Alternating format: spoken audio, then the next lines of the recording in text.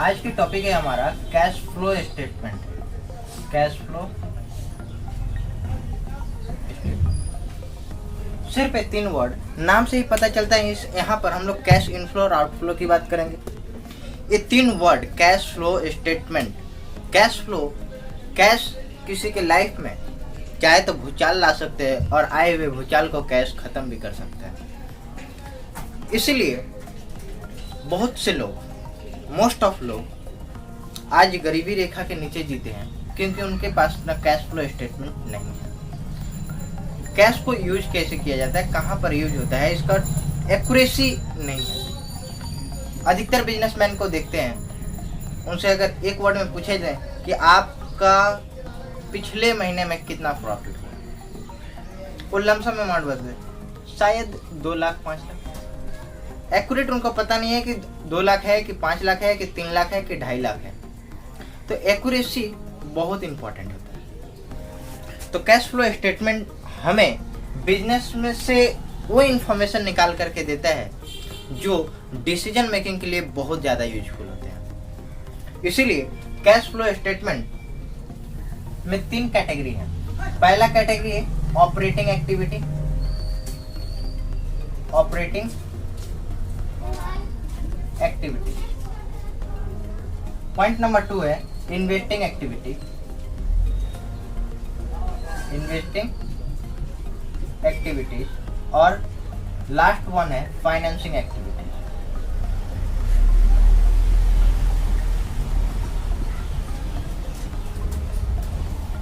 Business में ये 3 तरीके, बिजनेस हो या लाइफ हो, कहीं भी हम लोग 3 तरीके से ही हमारा कैश इनफ्लो और आउटफ्लो होता है। ऑपरेटिंग मतलब होता है बिजनेस जहां से चल रहा है, मेरे पैसे आने का स्रोत, मेन सोर्स ऑफ इनकम क्या है, ऑपरेटिंग एक्टिविटी। और जो पैसे आते हैं हम कहाँ इन्वेस्ट करते हैं, इन्वेस्ट जैसे बिजनेस के लिए फर्नीचर खरीदना, बिजनेस के लिए लैंड एंड मशीनरी खरीदना, बिजनेस के लिए गुडविल खरीदना, बिजनेस के लिए बहुत सारी चीज़ें हम लोग को लेनी पड़ती है। ये हो गए। उसके बाद में हम लोग फाइनेंसिंग एक्टिविटी, मतलब पैसे कहाँ से आएंगे और कहाँ पे जाएंगे, these are the most of. हम लोग इन तीनों चीज को 2 मेथड से कर सकते हैं। Method 1 is direct method, direct method. Method 2 is indirect method. हम लोग कैश फ्लो स्टेटमेंट 2 मेथड से करते हैं, एक डायरेक्ट मेथड और एक indirect method. Most of exams में इनडायरेक्ट मेथड आते हैं। मोस्ट ऑफ एग्जाम्स में क्या आते हैं, इनडायरेक्ट मेथड। हम आपको यहाँ पर इनडायरेक्ट मेथड भी बताएंगे और डायरेक्ट मेथड भी बताएंगे, दोनों ही मेथड आपको बताएंगे। ठीक है, थंबनेल पे आपको मिल जाएगा डायरेक्ट मेथड है या इनडायरेक्ट मेथड है। ठीक है, लेकिन स्टार्टिंग हम इनडायरेक्ट मेथड से ही करेंगे और दोनों के बीच में डिफरेंस भी बताएंगे कि डायरेक्ट मेथड क्या है, डायरेक्ट मेथड में भी क्या डिफरेंसेस आते हैं और इनडायरेक्ट मेथड में भी क्या आते हैं। वीडियो को कंटिन्यू देखते रहिए। इससे पहले इन तीनों चीजों को जानने से पहले हम लोग कुछ बातें लॉजिक की कर लेते हैं। लॉजिक, क्योंकि बिजनेस लॉजिकल होता है और इंसान इमोशनल होता है। इंसान इमोशन के बेस पर चलता है और बिजनेस लॉजिक के बेस पर चलता है। इसीलिए हम लोगों के बिजनेस का जो लॉजिक होता है उसके पीछे का लॉजिक हमको जानना जरूरी है। कैश फ्लो स्टेटमेंट तो आपको समझाएंगे, साथ ही साथ आपको ये भी बताएंगे कि बिजनेस को रन कैसे किया जाता है। ठीक है, सबसे पहले सोचिए बिजनेस हमको करना है तो बिजनेस करने के लिए हमको क्या चाहिए। सोचो सोचो, हम भी सोच रहे हैं। पैसा चाहिए। ओहो, पैसा चाहिए, पैसा चाहिए। पैसा कहाँ से आएगा, फाइनेंसिंग एक्टिविटीज से आएगा। इसमें कहाँ से पैसे आते हैं वो दे दिया जाएगा। जब फाइनेंसिंग एक्टिविटी लिखाएंगे उसमें आपको लिखाएंगे कि पैसे कहाँ से आते हैं, कहाँ खर्च होते हैं। उस पैसे का हम करेंगे क्या, एक जगह लेंगे, उसमें पूरा डेकोरेशन करेंगे। डेकोरेशन करने के बाद में हमें किस चीज़ की बिजनेस करनी है, उस गुड्स परचेज करेंगे। फिर हम लोग क्या करेंगे, उसको सेल करना शुरू करेंगे। तो ये हमारा हो गया इन्वेस्टिंग एक्टिविटी। हम लोगों ने जहाँ अपने बिजनेस के लिए जो जो सामान की ज़रूरतें थी मैंने उसे परचेज किया, इन्वेस्ट कर दिया बिजनेस में। पैसा लाया, पहले इन्वेस्ट किया, फिर उसके बाद में बिजनेस को ऑपरेट किया। तो हम लोग जब सीखेंगे, समझेंगे, तो हम लोग उल्टा नंबर 3 to 1 समझेंगे। ठीक है, ताकि समझने में आसानी हो। सवाल 1 to 3 करेंगे लेकिन सीखेंगे 3 to 1।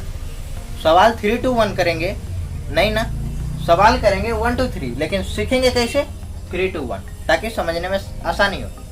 आपको बोलोगे सर ये कहाँ से आया, वो कहाँ से आया, ये डाउट क्लियर होगा 3 to 1 में। और सवाल का सीक्वेंस रहेगा 1 to 3।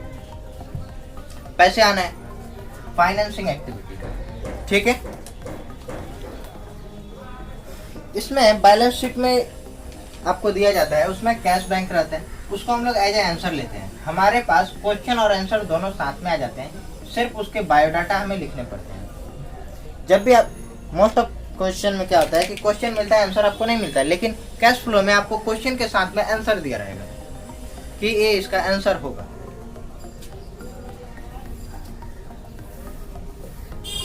Cash flow statement take from financing activity, लिख लें।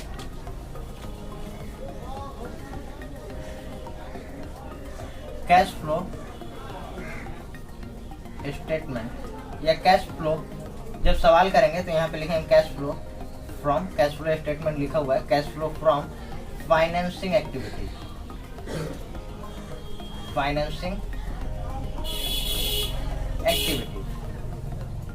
फाइनेंसिंग एक्टिविटीज में क्या बताया जाता है कि पैसे कहाँ कहाँ से आएंगे और पैसे खर्च कहाँ कहाँ पे किए जाएंगे, ठीक है। सबसे पहले हमारे बिजनेस में, यहाँ पे छोटे बिजनेस की बात नहीं की जा रही है, बड़े बिजनेस की बात की जा रही है। और छोटे बिजनेस में भी हम लोग इसी तरीके का इस्तेमाल करेंगे। हमारे पास बिजनेस में, बड़े बिजनेस में क्या होता है, इशू ऑफ शेयर, शेयर रहता है, शेयर को इशू कर देते हैं, या फिर डिवेंचर रहता है, डिवेंचर को इशू करके हमारे बिजनेस में पैसे लेके आ जाते हैं। करेक्ट है, समझ में आ रहा है। शेयर इशू करते हैं, इशू करने के बाद में पैसे मिल जाते हैं, या फिर डिवेंचर हम लोग इशू करते हैं, इशू करने के बाद पैसे मिल जाते हैं। एक तरीका हुआ बड़े बिजनेस के लिए। बोलोगे सर मेरे पास तो शेयर नहीं है, तो आप कहीं से लोन ले सकते हैं, loan taken from wife, loan taken from relative, loan taken from bank, कहीं से भी आप लोन ले सकते हैं। लोन लेकर के आपका बिजनेस में पैसा आ गया, ये क्या होगा, ये प्लस होगा, ये प्लस होगा। जहाँ पे हम साइन नहीं दे रहे वो प्लस होगा, जहाँ पे इसे ब्रैकेट कर देंगे मतलब वो समझना कि वो माइनस होगा, ठीक है। क्लियर है। बिजनेस में पैसे इशू ऑफ शेयर से आ सकते हैं, लोन लेकर के आ सकते हैं। उसके बाद हमने पैसे ले लिए, क्या इसके लिए इंटरेस्ट हमको चुकाना पड़ेगा, चुकाना पड़ेगा। Interest paid, interest paid for loan. हम लोगों ने लोन लिया, उसके बदले में क्या किया, इंटरेस्ट देना पड़ता है, दिया। हमने जो शेयर इशू किया था उसको रिडीम करना पड़ता है, रिडीम्शन ऑफ शेयर और डिवेंचर, ठीक है। हम लोग शेयर दो टाइप के होते हैं, एक डाउट क्लियर कर दें आपका पहले। शेयर जो होता है वो दो टाइप्स का होता है, एक इक्विटी शेयर और दूसरा प्रेफरेंस शेयर। हम लोग को प्रेफरेंस शेयर रिडीम करना पड़ता है with in 20 years. With in 20 years में हमको प्रेफरेंस शेयर इशू करना पड़ता है, और इस शेयर जो होता है इसको हम लोग को रिडीम की जरूरत नहीं पड़ती है। जिस भी पर्सन को, जो भी शेयर होल्डर है वो हमारा शेयर को ट्रांसपेरेंट कर सकता है, ट्रांसफर कर सकता है किसी और को। सपोज ए लेके रखा है, ए को जरूरत नहीं है, अब वो बी को सेल कर सकता है, किसी को भी सेल कर सकता है। हमें इक्विटी शेयर को ट्रांसफर करने की जरूरत नहीं पड़ती है, सॉरी रिडीम करने की जरूरत नहीं पड़ती है, प्रेफरेंस शेयर को रिडीम करने की जरूरत पड़ती है, ठीक है। हमने लोन लिया, लोन का इंटरेस्ट देना पड़ता है, फिर शेयर इशू किया, शेयर को रिडीम करना पड़ता है। अब शेयर लिए हैं तो उससे मेरा फायदा भी हो रहा है, तो शेयर के साथ में हम लोग को क्या करना पड़ता है, डिविडेंड देना पड़ता है, dividend paid to share holder. Share holder को हमें डिविडेंड पेड करना पड़ता है। ये आप नहीं भी लिखोगे तो आपको डिविडेंड मतलब पेड ही यहाँ पे रहेगा, ठीक है।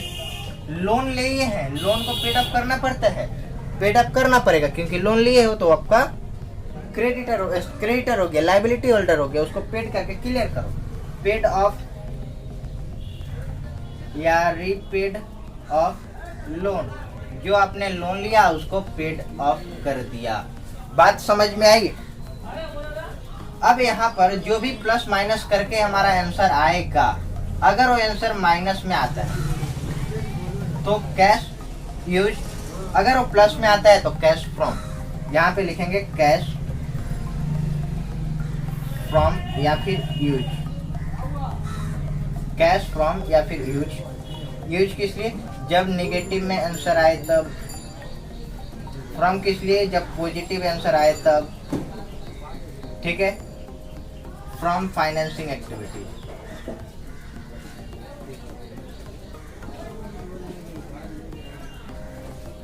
अगर यहाँ पे नेगेटिव आंसर आएगा तो use, cash use in financing activity. Cash, अगर पॉजिटिव आंसर आया तो कैश फ्रॉम फाइनेंसिंग एक्टिविटी। ठीक है, कोई प्रॉब्लम? हमारा cash flow from financing activity समझ में आया कि हमारे बिजनेस में बिजनेस करने से पहले पैसे लेके आने पड़ते हैं और पैसे इन तरीकों से आ सकते हैं।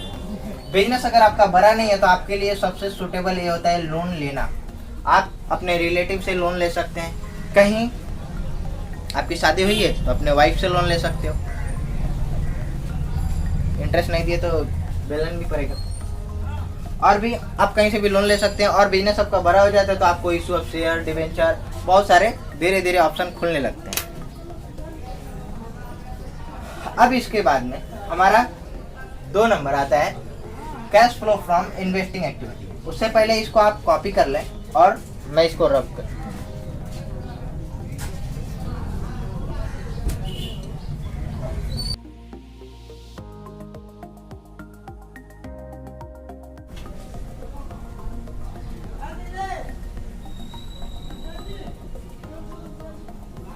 Cash flow from investing activity. हमारे पास पैसे आ गए, हम उसे कहाँ कहाँ पे यूज करेंगे? देखो, हम सबसे पहले परचेज करते हैं, हमें जो जरूरी चीजें आती है, purchase of fix asset. Business में फिक्स एसेट का इस्तेमाल किया जाता है। फिक्स एसेट में आपके लिए प्लांट भी हो सकता है, मशीनरी भी हो सकता है, प्लेस भी हो सकता है, या फिर फर्नीचर वगैरह, बहुत सारे फिक्स एसेट होते हैं। या फिर आपने कहीं इन्वेस्ट कर दिया, ठीक है, तो पैसा आया था, आपने उसको यूज कर लिया, माइनस में चला गया। क्यों? पैसा यहाँ से चला गया, पैसा तो चला गया। अब क्या होता है, आपके बिजनेस में पुराना सामान पड़ा हुआ है, उसको आपने क्या किया? Proceed of sale of fix assets या फिर इन्वेस्टमेंट। ठीक है, इससे क्या होता है? पैसा आपका आ जाता है। पुराने सामान को बेच दिए, पैसा आपका आ गया। आपने कहीं पर इन्वेस्ट किया था, आपने किसी और के बिजनेस में इन्वेस्ट किया था, वहां से आपको क्या मिलता है?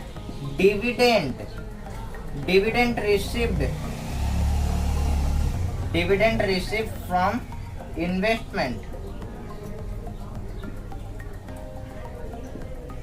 टिक टिक टिक टिक, पैसा मिला, पैसा आया आपके पास। आपने किसी को लोन दिया था, वो भी तो इन्वेस्ट हुआ ना। इंटरेस्ट रिसीव्ड फ्रॉम इन्वेस्टमेंट या फिर लोन गिवन। इसको प्लस माइनस करके जो आएगा, जैसे कि हमने पिछले वाले टॉपिक में बोला था, फाइनेंसिंग एक्टिविटीज में, कैश अगर पॉजिटिव रहा तो फ्रॉम इन्वेस्टिंग एक्टिविटी।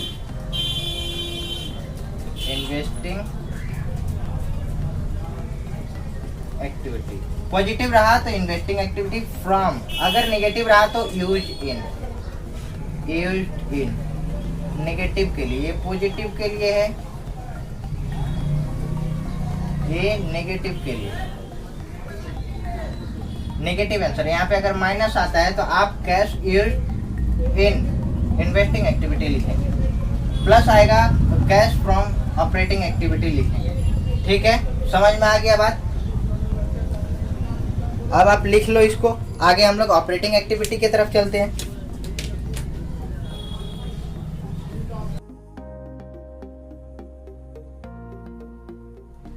हमारे पास अब आएगा cash flow from operating activity. Operating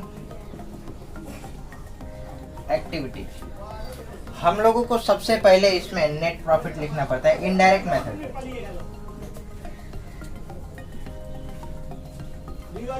ठीक है, चलो डायरेक्ट लिख देते हैं। हम लोग को सबसे पहले क्या लिखना पड़ता है? Net profit. नेट प्रॉफिट इस साल का, ठीक है, कब का? हम लोग उसमें इंटरेस्ट छाट के रखते हैं या टैक्स छाट के रखते हैं? Net profit before interest and taxes. ठीक है, इसके बाद में हम लोग ऐड बैक करते हैं, इनडायरेक्ट मेथड है। ठीक है, इनडायरेक्ट मेथड। ऐड बैक क्या करते हैं हम लोग? डिप्रिसिएशन। डिप्रिसिएशन जो इनडायरेक्ट मेथड होता है, इनडायरेक्ट मेथड जो होता है उसमें हम लोग नॉन कैश आइटम को ही लेते हैं। डिप्रिसिएशन आपका नॉन कैश आइटम होता है और डायरेक्ट मेथड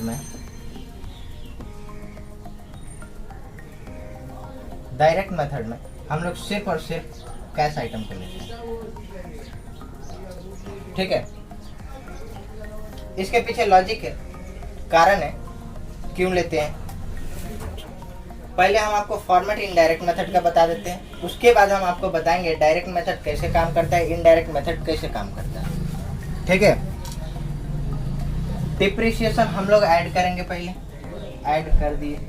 उसके बाद हमको और क्या क्या नॉन कैश आइटम है जो ऐड किया जा सकता है। Goodwill return of, goodwill return of, preliminary expenses, preliminary expenses. और क्या है? अंडरराइटिंग कमीशन, अंडरराइटिंग कमीशन, ये भी हमारा क्या होगा? नॉन कैश आइटम है ना। Discount on issue of share, discount on issue of share या फिर और debenture. Issue of share discount में इशू करना बंद कर दिया गया है, लेकिन एग्जाम पर्पज से आ सकता है। रियल लाइफ में तो नहीं आएगा, लेकिन एग्जाम में आ सकता है। डिवेंचर, ये भी क्या है? हमारा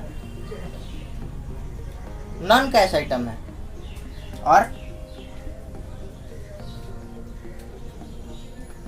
और नॉन कैश आइटम सोचो, लॉस ऑन सेल ऑफ,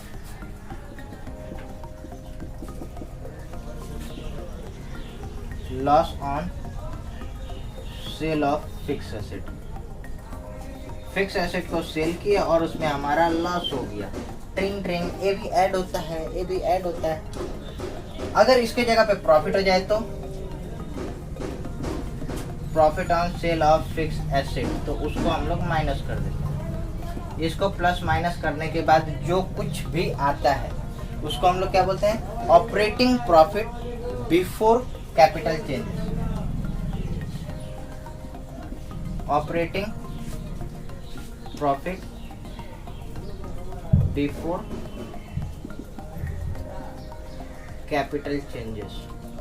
ठीक है, इसके बाद थोड़ा डाउन हो जा रहा, हम इधर पे लिख दे रहे हैं। इसके बाद हम लोग यहाँ पर लिखते हैं एसेट और लायबिलिटीज में इंक्रीजेस एंड डिक्रीजेस। एसेट और लायबिलिटीज में इंक्रीज और डिक्रीज लिखते हैं। एसेट अगर इंक्रीज करता है, एसेट एक रूल है, एसेट अगर इंक्रीज करता है तो उसको हम लोग माइनस करते हैं। एसेट अगर डिक्रीज करता है तो उसको हम लोग प्लस करते हैं। सेम रूल है लायबिलिटी में। लायबिलिटी अगर इंक्रीज करता है तो उसको हम लोग प्लस करते हैं, अगर लायबिलिटी डिक्रीज करता है तो उसको हम लोग माइनस करते हैं। ठीक है, इसी रूल के बेस पर जो मेरा कैपिटल चेंजेस आएगा वो होगा। तो चलो इसके बाद कैरी ऑन करना। Increase in current asset, increase in current asset, asset में इंक्रीजेस हुआ, एसेट में इंक्रीजेस हुआ, क्या करेंगे? माइनस करेंगे।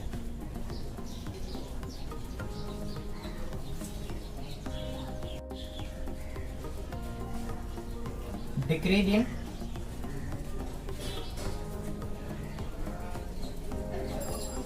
करंट एसेट, इसको क्या करेंगे? प्लस करेंगे।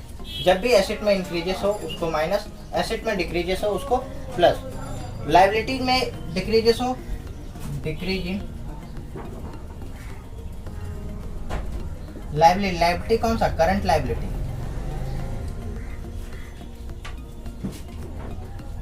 करंट लायबिलिटी, इसको भी हम लोग प्लस करते हैं। ठीक, increase in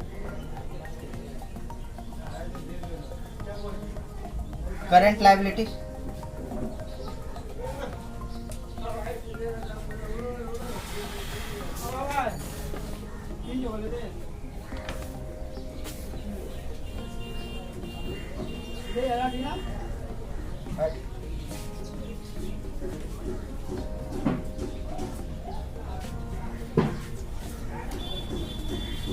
current liability formula हम क्या बोले थे? एसेट अगर इंक्रीज करेगा तो माइनस, एसेट अगर डिक्रीज करेगा तो प्लस, लायबिलिटी डिक्रीज करेगा तो माइनस, लायबिलिटी इंक्रीज करेगा तो प्लस।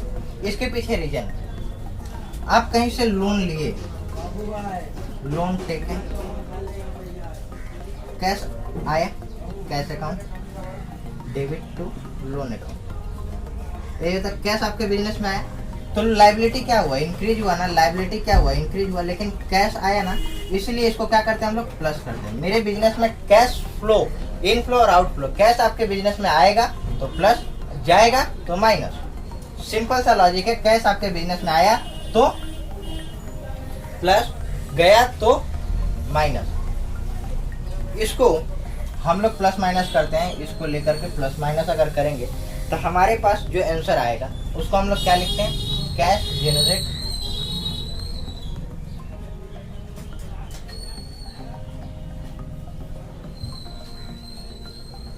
उसको हम लोग क्या लिखते हैं? Cash generate from operating activity.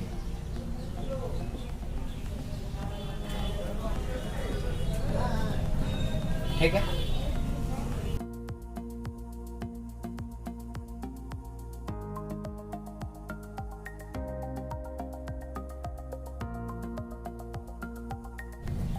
एक ट्रेडिंग एंड पीएल अकाउंट लिखते हैं, आप यहाँ पे लिखो ट्रेडिंग एंड पीएल अकाउंट।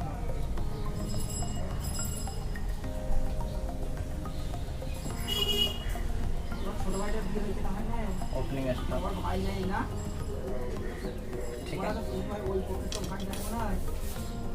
ये सब ओपनिंग स्टॉक नहीं लिख करके हम लोग opening stock, purchase, sales, purchase, ये सब लेकर के हम लोग एक तो फॉर्मूला याद किए जिसको हम लोग cost of goods sold, cost of goods sold, कि हमने जो भी सामान बनाई उसका कॉस्ट कितना होगा। सपोज हम लोग ले लेते हैं 60,000, हमने क्या लिया?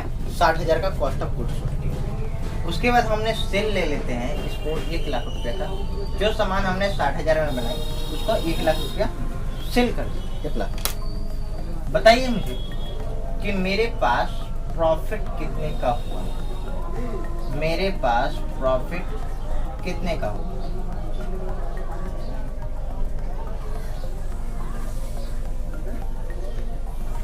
$40,000 का मेरे पास प्रॉफिट हुआ। मेरे पास प्रॉफिट 40,000 का हुआ। ये प्रॉफिट कहाँ जाता है?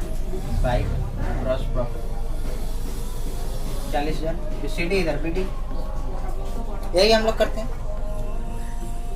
हम लोग इसमें कुछ कैश ट्रांजैक्शन लेंगे, कुछ नॉन कैश ट्रांजैक्शन लेंगे, ठीक है। तो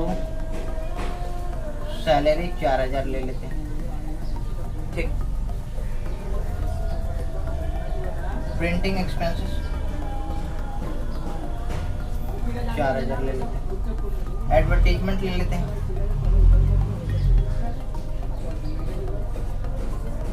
4000।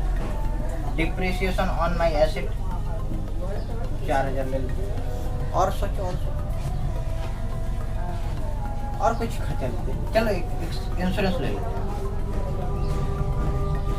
इंश्योरेंस भी 4000 का हमने ले लिया।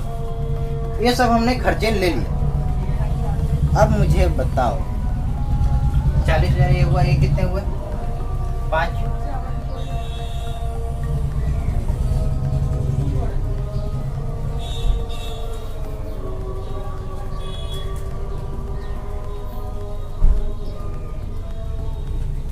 ये मेरे कितने खर्चे हुए? 1 2 3 4 5 4000 इंटू 5 कितना हो जाएगा? 20,000। और मेरे पास 40,000 है, कितना बचेगा? 20,000। 20,000 खर्चे हुए और 20,000 मेरे पास नेट प्रॉफिट बचा। ठीक है, यही बात है ना। हम लोग ऑपरेटिंग एक्टिविटी करेंगे 2 तरीके से, एक डायरेक्ट मेथड से, एक इनडायरेक्ट मेथड से। हम इनडायरेक्ट मेथड से पहले करके दिखा रहे हैं।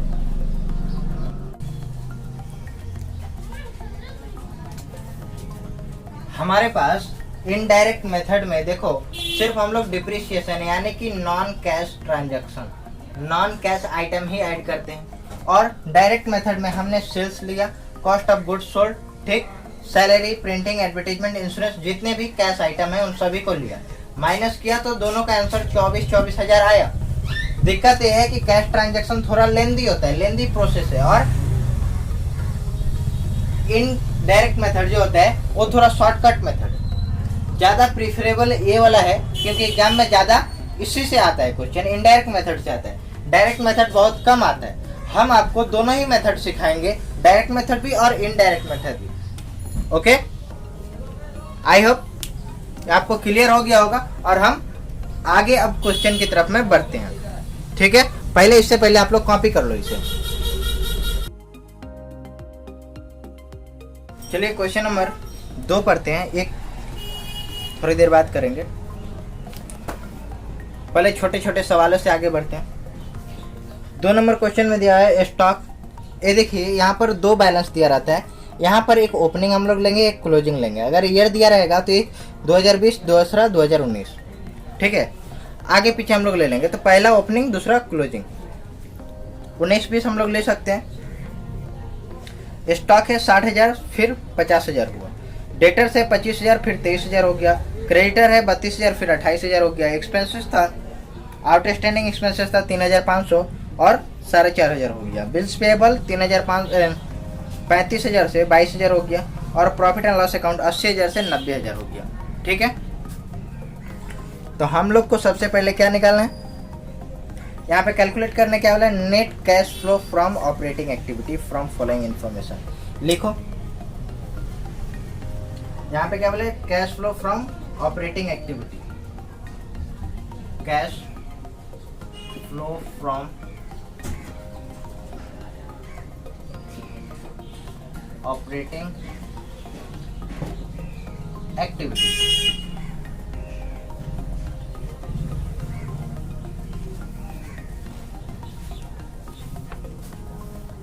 ठीक है, सबसे पहले हम लोग को क्या लिखना है? Profit and loss account. Profit and loss account, इसका मतलब ये होता है नेट प्रॉफिट। बोला है कि इस साल ओपनिंग में था 80,000 और क्लोजिंग में हो गया कितना? 90,000। तो डिफरेंस कितना का आया? हम लोग एक 2019 2020 भी कर सकते थे। 90,000 मतलब क्लोजिंग से ओपनिंग माइनस करेंगे। एक क्लोजिंग, ये ओपनिंग, कितना हो जाएगा? 10,000 रुपया प्लस में। उसके बाद स्टॉक। स्टॉक मेरे पास कितना है? स्टॉक था इस साल में स्टॉक है मेरे पास 50,000 माइनस 60,000। इस साल में स्टॉक था कितना? 50,000 माइनस 60,000 आया। तो जब भी हम लोग देखिएगा, एक फॉर्मूला आपको बताए थे, एसेट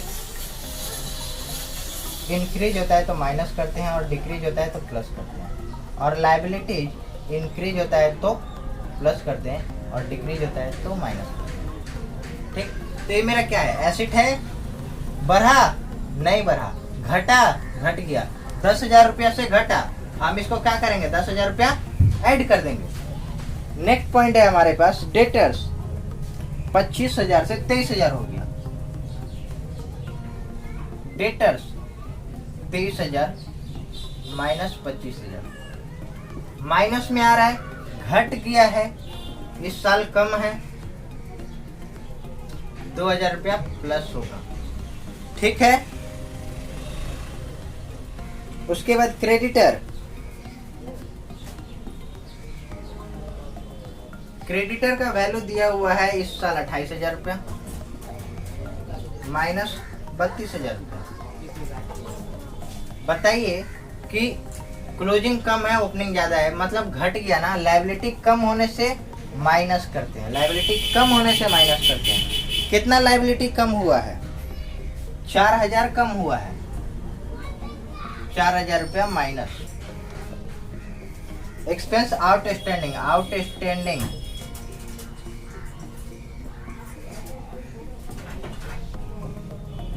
आउटस्टैंडिंग एक्सपेंसेस कितना है? 4,500 रुपया माइनस 3,500 रुपया। आउटस्टैंडिंग लायबिलिटी, ये आउटस्टैंडिंग एक्सपेंस जो होता है क्या होता है? लायबिलिटी होता है। लायबिलिटी क्या हुआ? इस साल में ज्यादा है, पिछले साल कम था, 1,000 से बढ़ गया, इसको हम लोग ऐड कर लेते हैं। देखो लायबिलिटी बढ़ता है तो उसको क्या करते हैं? ऐड करते हैं। ठीक है, अब हमारे पास क्या है? Bills payable.